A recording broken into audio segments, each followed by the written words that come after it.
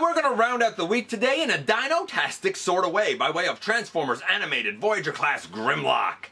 This is on loan to me by a good friend of the channel, Maximal10, and I've never looked at it, though I do like this iteration of Grimlock, and I really enjoyed him in Animated. Is this good? Is it not? We're going to find out together in the latest GotBot True review.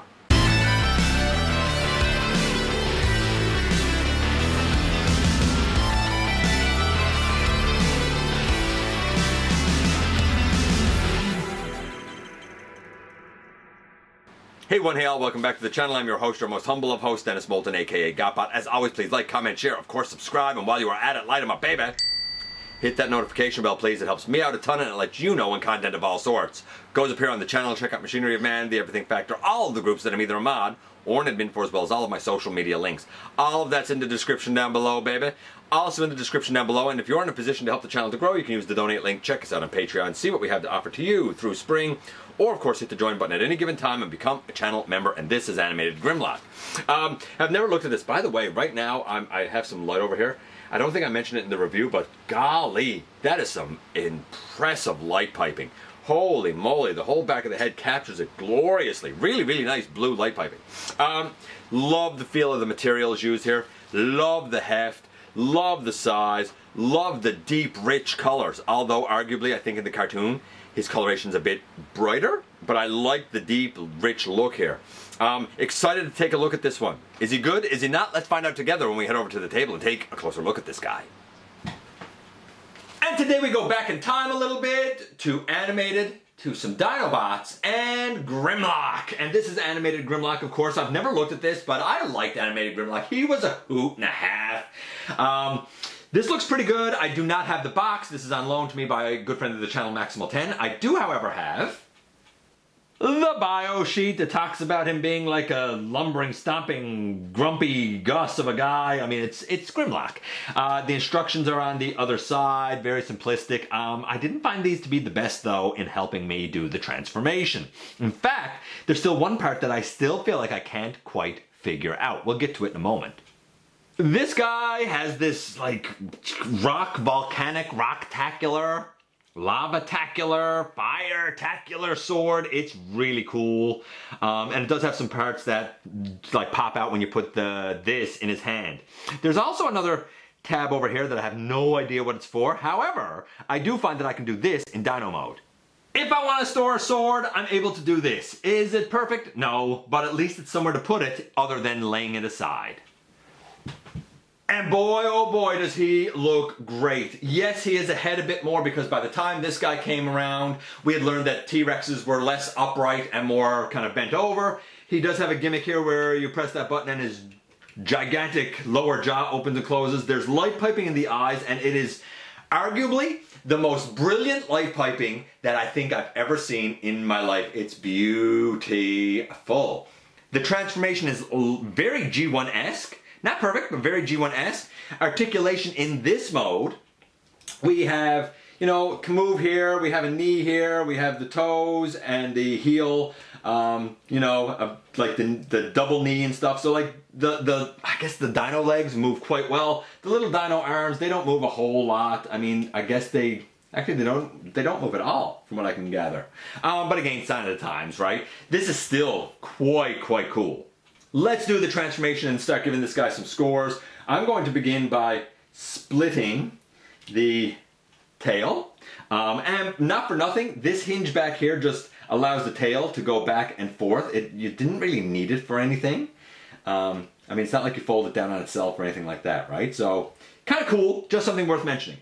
Then we can come here and we should be able to, I do believe, yeah. I got to, so, see if I can explain this. Here and here, we have these two sections tabbed in. I do have to get them off, and not for nothing, I do find that they are starting the transformation is definitely there you go, most cumbersome part. There we go. Then we can fold these down, split the legs, bring the knee kind of out. Bring this down on the side, fold this up, and when you fold this up and in, it should tab in again. Straighten out a leg. Over here, We bring this down on the side, we straighten out the leg, we make sure we have the thighs brought out, and then we're going to bring this in. Again, when we bring this in, we should have this little tab go into this slot here. That's what we're aiming for. It can be a little nuisance to go in there sometimes. I'll get it in a moment. But it should go in there. And now we can stand our guy up. Obviously, we're going to do the upper body next. I'm just going to adjust the camera ever so slightly.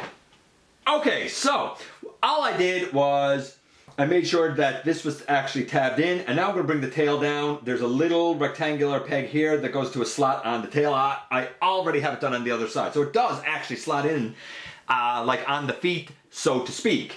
We're going to bring this arm down. We're going to bring this arm down. We're going to, I guess, straighten up a hand there and straighten up a hand here. Now, this is where things get a little weird for me. You're supposed to slide this up and in, but man, I find it really hard to do that. Although that side done it really nice then. Turn a hand around. That's the first time I've actually gotten that to slide up in the correct position. Also, you may notice that this part with his head and his little dino arms already flipped back. We'll get to that in a moment. Let's try it over here. See if I have the same problem or see if it actually works. Oh no, it went up that time. Oh well, I take that criticism away. The elbows are better than I thought they were. I guess I was just, I don't know, having my own issues with them. Then we take this whole section and it comes on the back. We're going to push the body up. We're going to open these side pieces out and flip in the head. Now, what we want to do is we're going to bring the whole dino head up and around and tab it all in. And I think that's it. When that's up and around tabbed in, I mean, boom, in the end here we have Grimlock in his robot mode. I'm going to take the sword, since I have it here now, and there's a slot here in the hand. I'm going to slot his sword in there, and yeah, if you turn the wrist, it makes these pieces pop out. But in the end, boom, here we have Grimlock in his robot mode with his gigantic sword. The transformation, very G1-esque with the head flipping back, even though it comes up on the back, and the two wing bits here. You know, the arms are the legs of the dinosaur. This piece, instead of hinging out and coming up, it pushes up, that's fine. The lower legs fold up over. Very familiar transformation, a nice bulky bot. A little bit aged, but of course, just to give you an idea of kind of how big he actually is, I'm just going to move him to the side ever so slightly, and like, here's the 86 next to him, so like, the 86 is leader class, but like, he's still a big Voyager, really, right? So transformation, I'm going to say, man, I think I got to go with like a solid 9 for the transformation. Let's start from the bottom and work our way up and start giving this guy some scores. We're going to, you know, we're going to do his look next, I guess. So yeah, transformation, 9. Starting from the feet, we should have the gold on the toes and on the side of the leg with the tail, which we pretty much have. The gray, the red kneecaps, the black thighs, the red pelvis and tummy. The chest being what it is. I think the black outline on the chest is a little thicker than it probably should be. Should have been maybe a little thinner. The silver Autobot logo probably should have been red. The red up around the neck. The head with the big lower chin and the blue eyes, all correct. These fins, correct. Even on the side here, the gray with the gold and the red detail inside of it, correct. The black here, correct. All of this gold, correct. I mean, in terms of looking like animated Grimlock, I gotta give the guy 9.75. And then we get to the articulation. So we have a 9 and 9.75. The guy right now is like, you know, a 9.3, something like that. Taking this back out of his hand, by the way. The head goes left, right, not really any up and down. The arms here, they can go all the way around. Only out to the side that far. That's a bit of a bummer. But we do have an elbow that's quite deep. We do have wrist rotation. We do have opening and closing fingers and thumb. I guess no bicep swivel. That's a bit of a bummer, I suppose. And a little bit of a butterfly. Slight butterfly. Waist on the guy. Legs forward only that far. Leg back a little further actually. There is a thigh swivel, well actually below the knee swivel. And there is, you know, really deep knee. And no toe tilt or anything like that. Here's the thing, most of the articulation I could want is there. Ankle tilt would have been nice, I suppose, but not for nothing. Most of the articulation is there, it's just a range of motion on the shoulders and on the forward kick.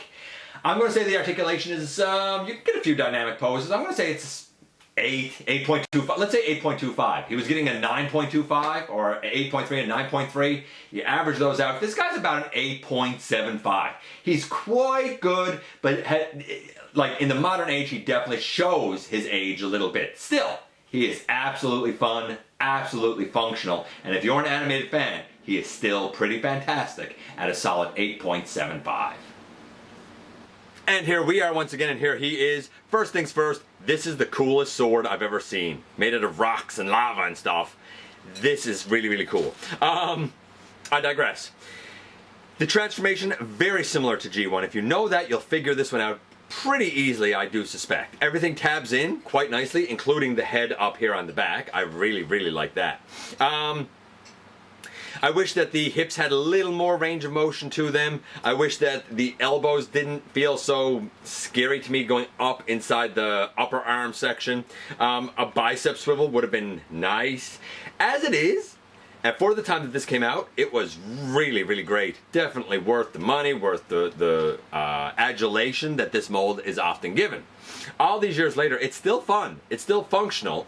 It has most of the articulation and stuff that you could want, but it is missing a hinge or two. By the way, yeah, he has a waist. I don't know if I mentioned that in the review or not. He does have a hinge or two missing, like the bicep. No, he has a swivel down there. You know, an ankle tilt would have been nice, right? A couple of things like that. And I wish that, that a couple of things like the hips had a wider range of motion. And the shoulders, because that's as far, that's like, and I just popped that out. But like, this is as much of a T-pose as you're getting, you know? It's a sign of the times. You go back to the early classic stuff, like the Sunstreaker side swipe mold. I mean, that had limitations at the arms, much like this one does. So, little bit limited articulation in terms of range of motion and a couple of missing joints, but man, fun transformation, excellent look. He is fantastic overall. An update of this guy would be really interesting to see. I feel like it would be some sort of an adaptation of the 86, somehow, some way, which I think could be done. Yeah, he's fun, he's cool. Let me know what you think about this guy. I appreciate you guys coming by, giving me some of your extremely valuable time. I do know how important it is to you. If you're in a position to help the channel to grow, you can use the donate link. Check us out on Patreon. See what we have to offer to you through spring, or of course hit the join button at any given time and become a channel member. While you're at it, hit the subscribe button, please, and thank you. Stick around, have some fun with us here on the channel. And don't forget, not for a moment, that you right there, somehow, someway, you do make a difference in the world. And I look forward to the next time that you and I get together to have another visit, either in the live streams on Thursday nights at the stop motion premieres, or the old-fashioned way right here inside the videos.